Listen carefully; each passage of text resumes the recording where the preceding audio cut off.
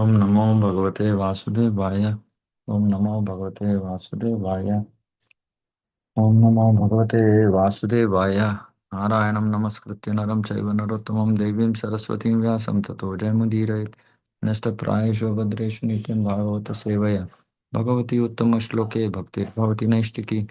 ओम अज्ञानतिमिरान्धस्य ज्ञानाञ्जनशलाकया चक्षुरुन्मीलितं येन तस्मै श्रीगुरवे नमः। नमो विष्णुपादाय कृष्णप्रेष्ठाय भूतले श्रीमते भक्तिवेदान्तस्वामिनिति नामिने। नमस्ते सारस्वते देवे गौरवाणी प्रचारिणे निर्विशेष शून्यवादी पाश्चात्य देश तारिणे।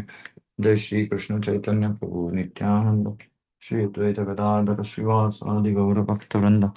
हरे कृष्ण कृष्ण कृष्ण हरे हरे, हरे Ram Ram Ram Hare Hare.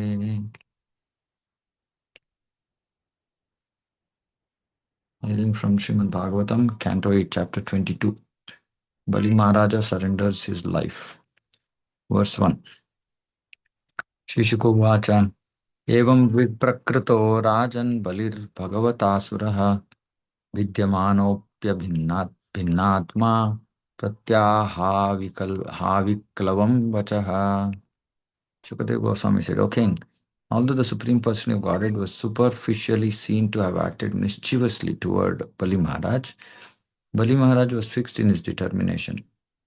Considering himself not to have fulfilled his promise, he spoke as follows. Shri Baliruvacha Yadyuttama shloka bhavan mameritam vachovyalekam suravartya manyate karomiritam tanna bhavet pralambhanam padam trutiyam kuru shirshni me nijam. Bali Maharaj said, O best personality of Godhead, Uttama Shloka Bhavan, most worshipable for all the demigods. If you think that my promise has become false, I shall certainly rectify matters to make it truthful. I cannot allow my promise to be false. Please therefore place your third lotus footstep on my head. Bali Maharaj could understand the pretense of Lord Vamanadev, who had taken the side of the demigods and come before him as a beggar. Although the Lord's purpose was to cheat him externally the Lord's purpose was to cheat him, meaning materially, we can say. Hmm? Bali Maharaj took pleasure in understanding how the Lord will cheat his devotee to glorify the devotee's position. So he could understand that, that it is to actually glorify devotee's position, not glorify Bali Maharaj's position, glorify devotee's position. That a devotee is ready to give everything for Krishna. So actually, this giving the third, his head as the, for his third step, actually is the, essence of this chapter. It says Bali Maharaj surrenders his life. Meaning he gave his head means he was ready to give up his life. Because if Bali Maharaj, if Vamanadev keeps his lotus feet on his head, then he will be practically dead. So he did not care.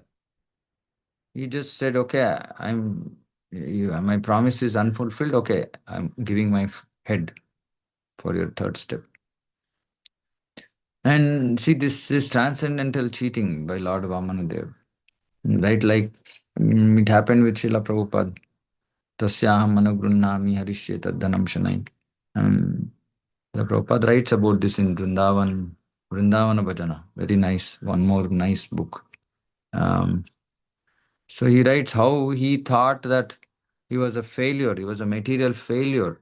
And when Krishna took away everything, repeatedly his business failed. And finally, when he gave up everything and came to Vrindavan, then he died, saying that, oh, now I realize that this is Lord's mercy. Mm. So, and Prabhupada had to do something big in Krishna's service. So he took away something small with respect to this material world. And this happens only with extremely great devotees whom Krishna wants to glorify. Mhm. So Bali Maharaj, he got this, he understood, okay, that this is the intention. And so he did not hesitate. He did not think, oh, what will happen to me? this position, that is nothing. He didn't think anything. He just said, okay, it's my head. It is said that God is good, and this is a fact. Whether he cheats or rewards, he is always good. See, this is very difficult for people to understand. Right? When people have problems, they go and question Krishna, why are you giving me this problem? But I mean, but we can't understand that it is for our good. It takes a lot of maturity and many times, many years, provided we have not lost faith and gone away from Krishna by then. Takes us many years of good sadhana for us to able to realize this, saying that, okay, no, whatever he's doing is for my good. Actually, I see many devotees, they're all going through different types of problems, but not sure how many devotees are actually seeing it as the Lord's mercy, because everybody, those devotees who come to me in distress, saying it's like this, it's like that. Yeah, I mean, of course, their distress is that they're not able to do bhakti properly, which is a good reason to be unhappy. But even in that situation, Krishna is teaching us something. We have to figure out what that is. Maybe it is that we have to give up our attachment to whatever is holding us back.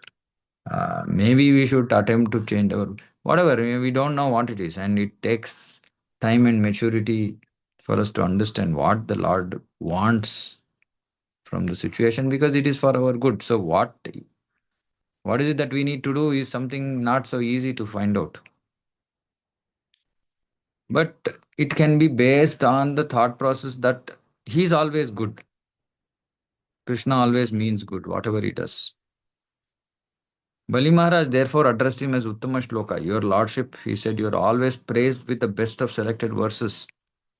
On behalf of the demigods, you disguised yourself to cheat me, saying that you wanted only 3 paces of land. But later you expanded your body to such an extent that with 2 footsteps you covered the entire universe. Because you were working on behalf of your devotees, you do not regard this as cheating. Never mind, I cannot be considered a devotee. So, though he was a greater devotee, Bali Maharaj is saying, never mind, I cannot be considered a devotee. I'm a demon. Nonetheless, because although you are the husband of goddess of fortune, you have come to me to beg, I must satisfy you to the best of my ability. So please do not think that I wanted to cheat you. I must fulfill my promise. I still have my body. When I place my body for your satisfaction, please put your third step on my head. So, this is full surrender, Kaya Vacha Manasa. So, he'd given all his possessions, now he gave up his body. And it was the only thing left with him. Since the Lord had covered the entire universe with 2 steps, one might ask how Bali Maharaj's head could be sufficient for his third step. Bali Maharaj, however, thought that the possessor of wealth must be greater than the possession. Okay, this is also nice logic. Therefore, although the Lord had taken all his possessions, the head of Bali Maharaj, the possessor, would provide adequate place for the Lord's third step. Hmm. Such a, such a sweet exchange actually between the Lord and his devotee, but externally difficult to comprehend. It when we read these verses without proper consciousness, it almost looks like just some mundane exchange of somebody who wanted to be truthful and that he wants to keep up his word and all that, but underlying so much of rasa is flowing between the Lord and his devotee. Verse 3. Bibheminaham nirayat padachyuto na pashabandhat vyasanad duratyayat naivarthakritrat bhavato vinigrahat asadhuvadat brusham udvije yatha. I do not fear being deprived of all my positions, which he was already deprived of. Or he's saying, I do not fear living in hellish life, being arrested for poverty by the ropes of Varuna, or being punished by you as much as I fear defamation. So, which is very, very important thing. Devotee should never do anything which is defaming, meaning not from his own personal perspective, but as a representative of ISKCON, Prabhupada, his guru, etc. So one has to try and be as straightforward as possible, as clean as possible. Although Bali Maharaj fully surrendered to the Supreme Lord, he could not tolerate being defamed for cheating a Brahmana brahmachari. So this defamation was because of his not fulfilling his promise. And more importantly, towards a Brahmana brahmachari, which was grave. If it was just somebody else, maybe it would have been okay. But this was a Brahmana brahmachari. Being quite alert in regard to his reputation, he thought deeply about how to prevent being defamed. Lord therefore gave him the good counsel to prevent defamation by offering his head. So Lord himself gave the intelligence. A Vaishnava does not fear any punishment. Narayana parasarve na kutaschana bibhyati. He doesn't fear any punishment because he knows that whatever is happening is the will of Krishna. So if that there is some punishment, then there is something there also, as the mercy of Krishna is there. Mm. And again, this fear of this defamation is not mundane. It is the fear of a devotee. It's not personal defamation, like as I said. It is that we represent a exalted parampara, that we have to be concerned, about what we are doing. Verse 4. Pumsam slagyatamam manye dandam arhattamarpitam yamna mata pita bhrata surudaschadishantihi. Although father, mother, brother, or friend may sometimes punish one as a well-wisher, they never punish their subordinate like this. Bali Maharaj is saying, yeah, well-wishers also punish, but they don't punish their subordinates like this. But because you are the most exalted, most worshipable Lord, I regard the punishment you have given me as most exalted. But you are special.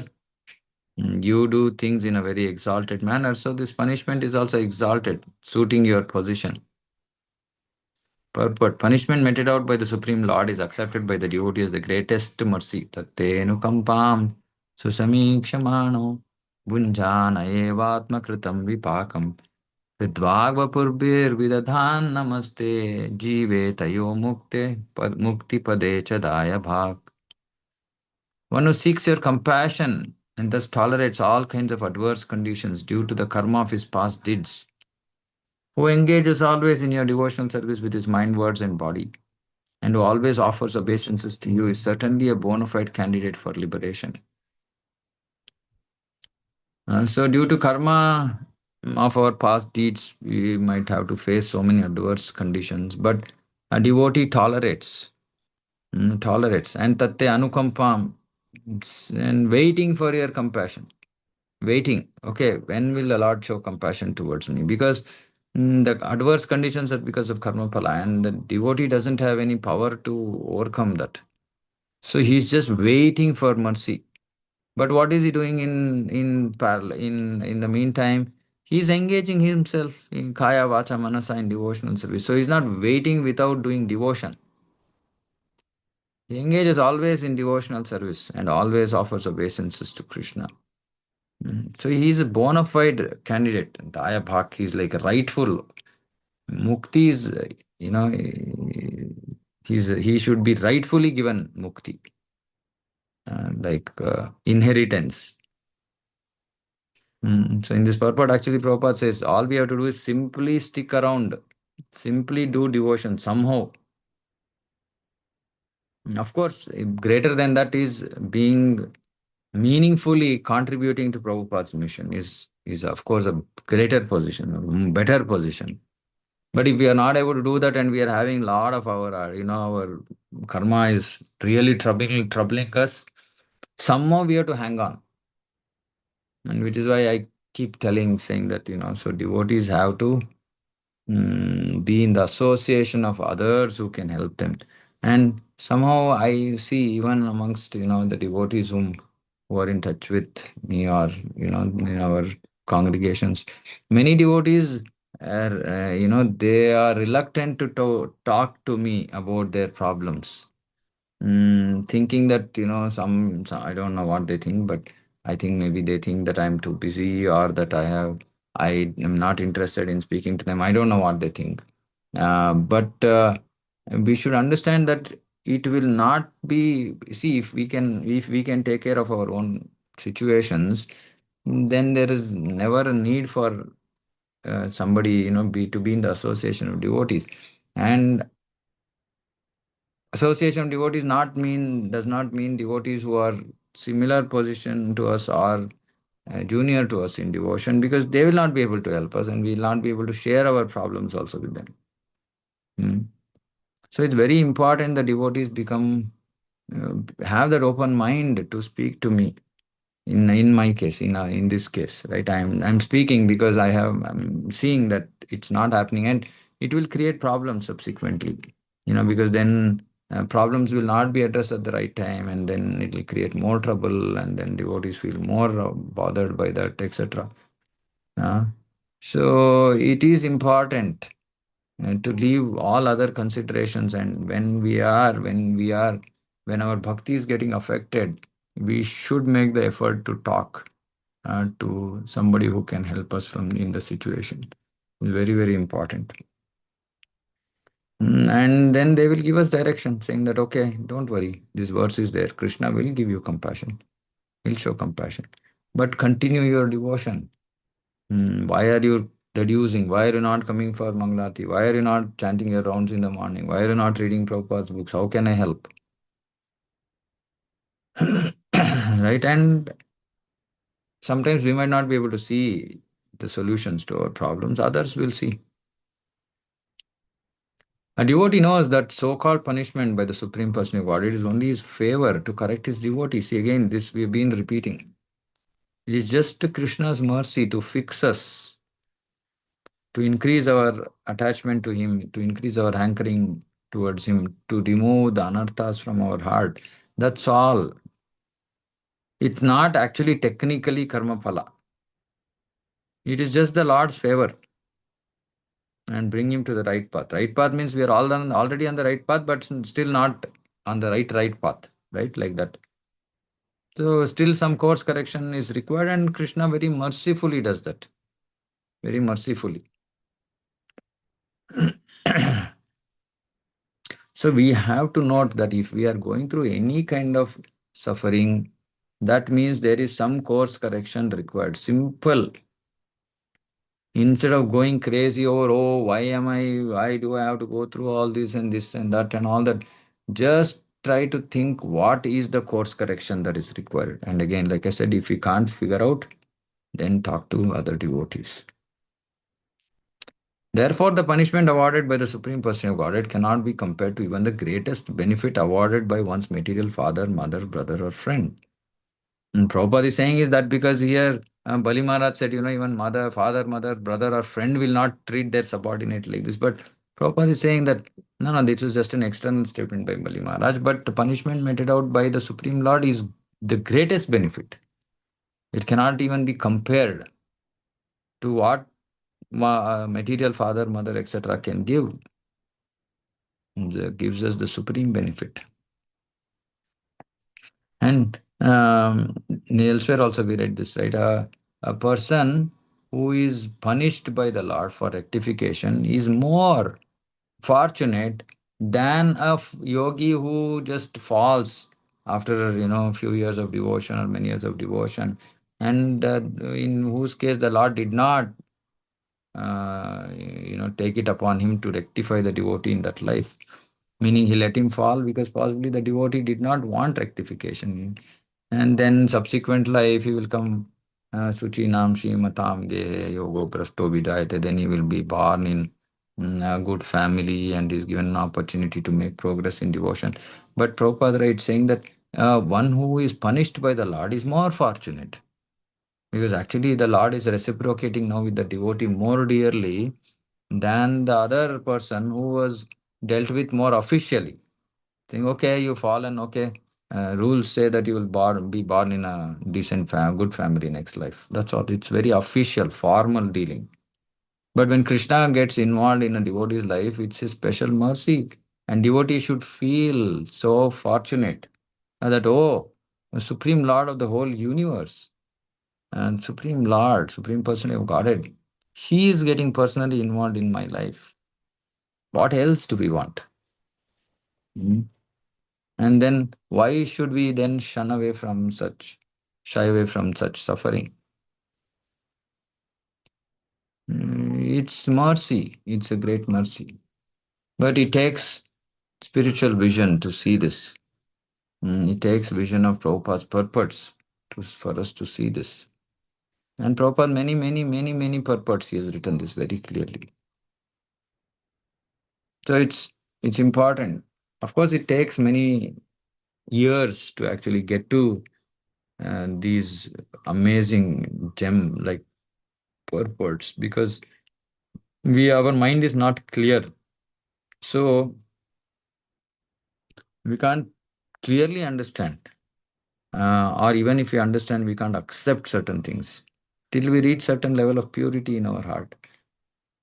So which is why Prabhupada's purports are like a deep, bottomless well. Every time we read, there are some new realizations because we hadn't gotten to that level of purity to understand it last time we read. Now again we are reading, we understand some things in a better way. So please note that it is just the favor of the Lord to correct his devotee and bring him to the right path. So please remember, it's simply course correction. That's all. Not that we are on the wrong path, but they require some course correction, some fine tuning required. And Krishna will do that mercifully.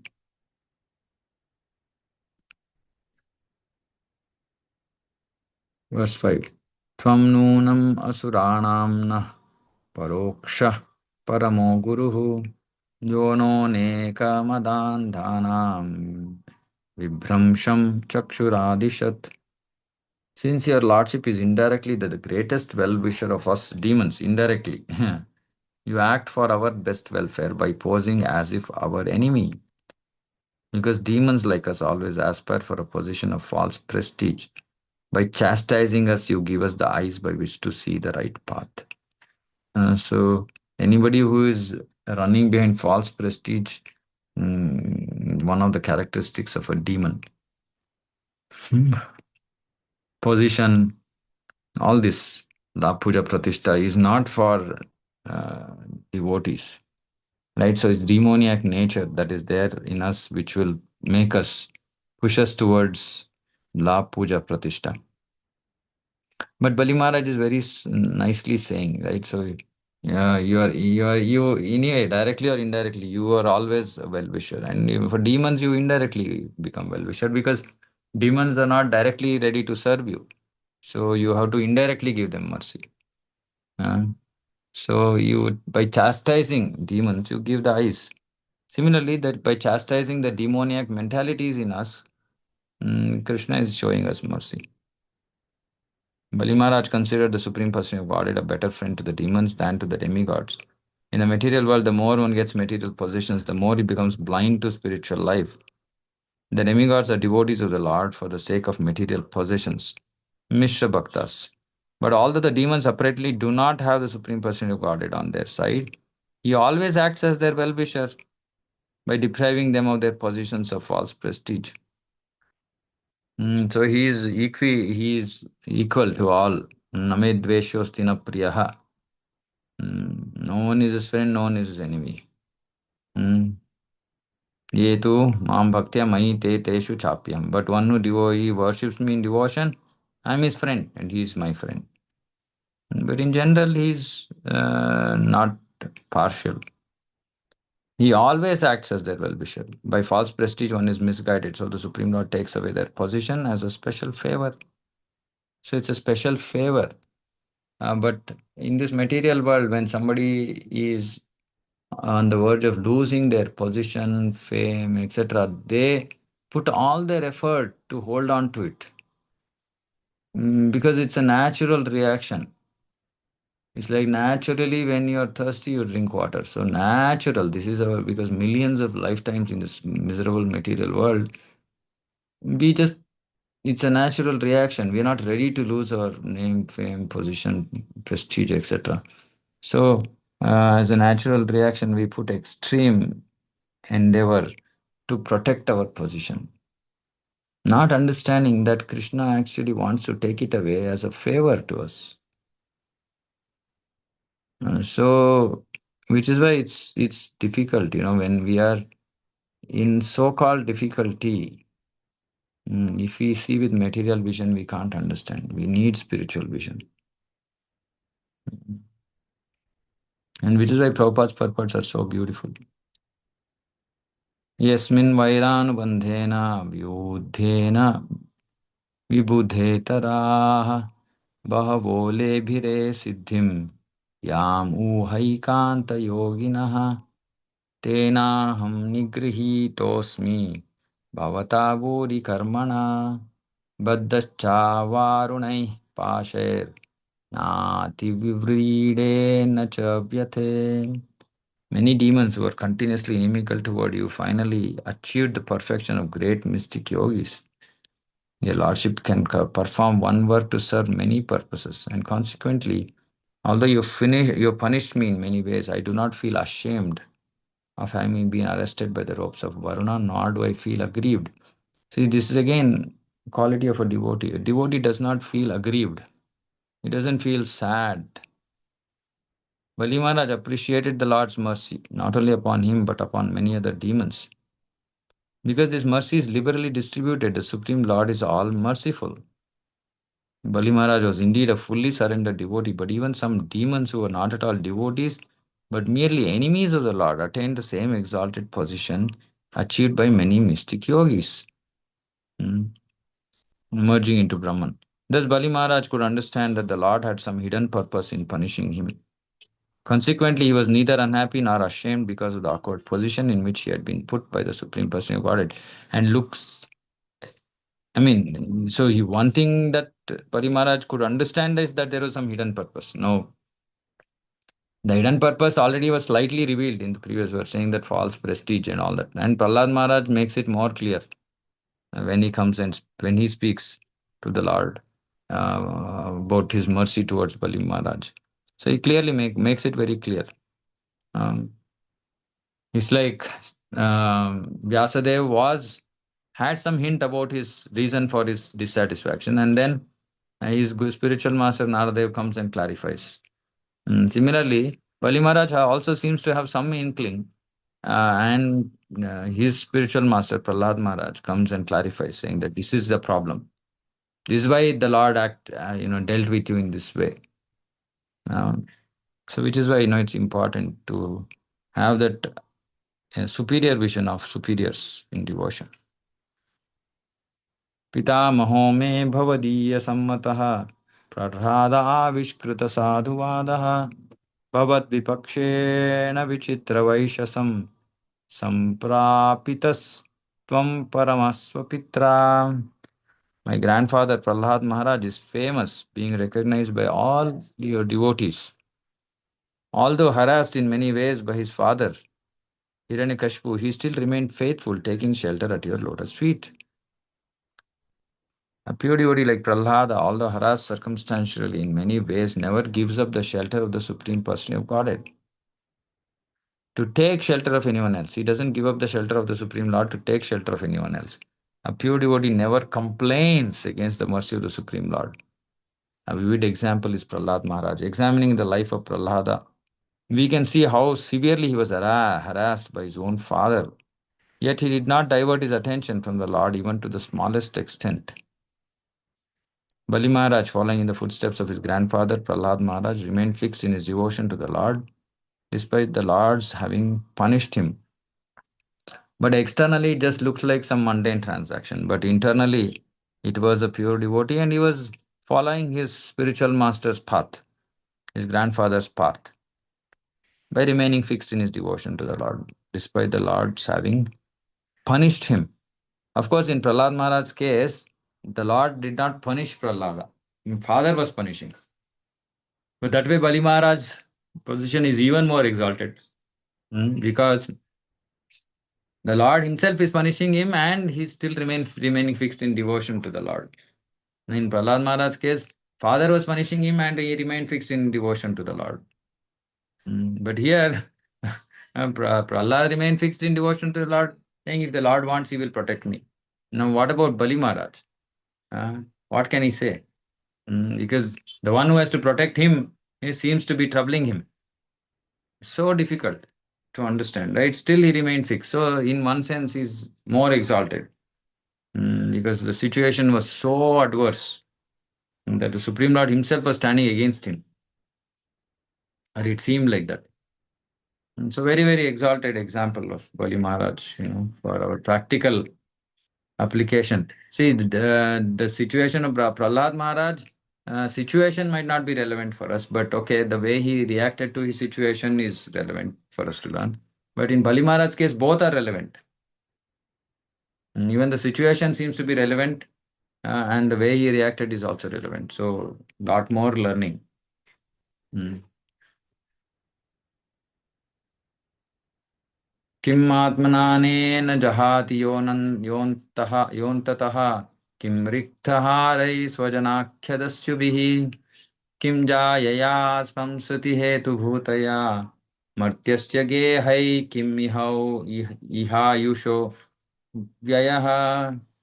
What is the use of the material body which automatically leaves its owner at the end of life? And what is the use of all one's family members who are actually plunderers, taking away money that is useful for the service of the Lord in spiritual opulence? What is the use of a wife? She is only the source of increasing material conditions. And what is the use of family, home, country, and community? Attachment for them merely wastes the valuable energy of one's lifetime. Again, like I keep saying, when we hear about husband, wife, etc., please note that these are positions, upadhis. So discussion is about certain upadhis in this world, generally accepted upadhis that husband's role is this, wife's role is this. We don't have to directly connect with them in the sense that feel bad that I'm a wife, so I'm being, looked at like this, etc., because that is bodily conception. But this is the design of the Lord, right? This is how the Lord has designed this material world and has given us different roles to play. It's His drama, it's His script. So we better align with it, and it's going to be easier for us if we align with His script. But at the same time, as devotees, we can learn. We have to learn. Okay, in my position in this life as a husband or a wife, am I doing my duties? And what is being described here is general understanding of this world, saying that family is there to plunder whatever the husband earns. I mean, this is might sound rash, plunder or all this, but the Bhagavatam is saying why plunder? Because it has to be used in Krishna's service, but it's being used for sense gratification, so it is plundering, wasting. Krishna advises Sarvadharman Parityaja Mamekam Sharanam Vraja. Give up all other varieties of religion and just surrender unto me. The common man does not appreciate such a statement by the Supreme Lord because he thinks that during his lifetime, his family, society, country, body, and relatives are everything. Why should one give up any one of them and take shelter of the Supreme Lord? Actually, this is actually what intrigues, right? Why would people think like this? Because there's so much in illusion. Thinking that God is also order supplier. He is there to make my family, society, country, body, relatives good so that I can live happily. Because they can't understand. They can't understand the higher truth. They just want happiness in material life. That's all they can understand. And if anybody can tell them saying that, yeah, please come to ISKCON, your material life will be very good, they will come in lakhs. But unfortunately, Prabhupada did not teach us to say that. Prabhupada said that you're not the body, your spirit soul. Your job is to serve Krishna. Your attempt to enjoy independent of Krishna is the cause for your suffering. Rectify that position by becoming a servant of Krishna, and then you will experience real happiness. Now, this is what he has taught us. And when people hear saying, oh, I have to give up sense gratification, For the pleasure of Krishna, for to please him. Oh, no, no, no. Then what is the fun in life? Because they can't understand that the real happiness comes when we serve Krishna. So what should we do? We have to just to give them opportunity to experience that happiness, giving them opportunity to serve, be part of kirtan, prasadam, take them on yatras, and give them a good relationship, be good with them, nice with them, which they can't find, devotee-like relations in the world. So give them all that so that they can experience what this different reality is. Different reality means or the only reality.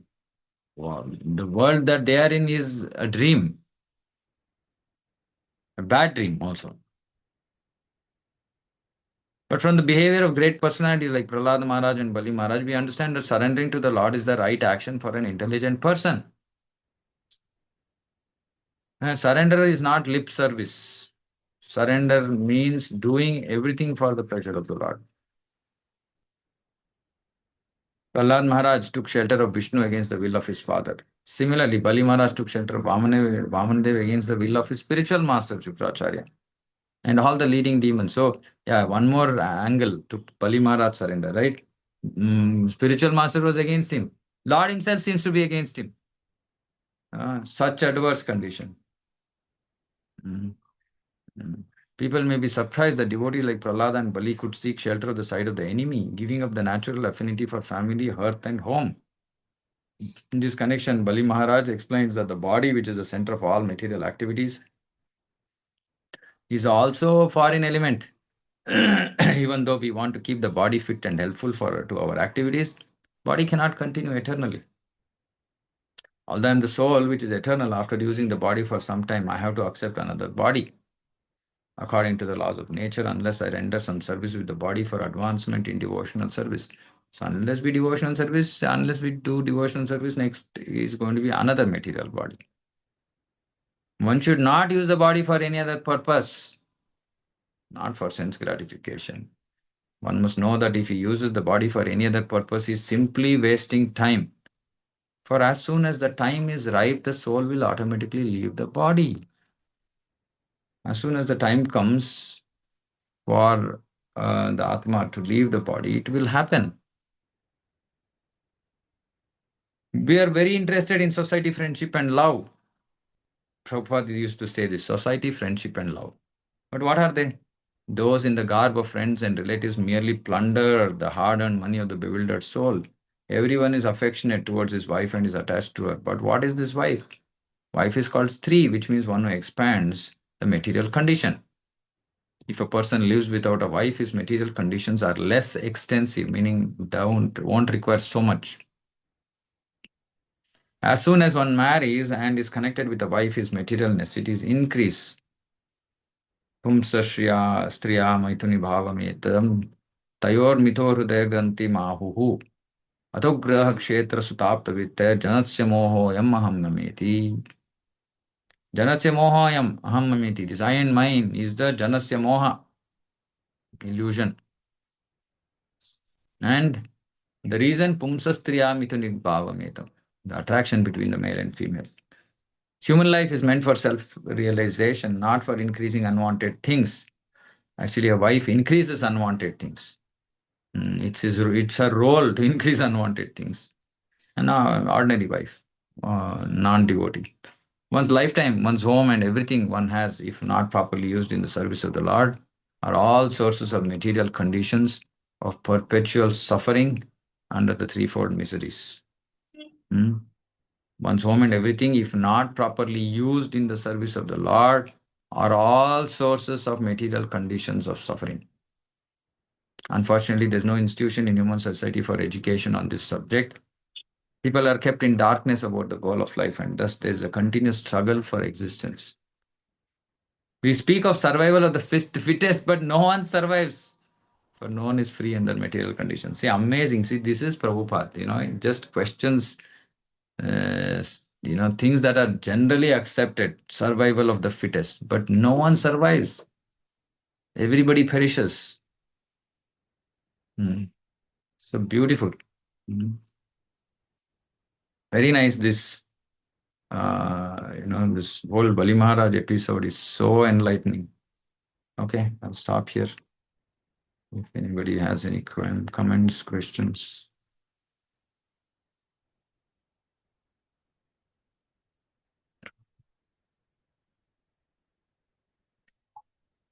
Nothing. Okay, we can close. Shrimad Bhagavatam की जय, जगत गुरु शिल प्रभुपाद की जय, समवेत गौड़ भक्तवृंद की जय।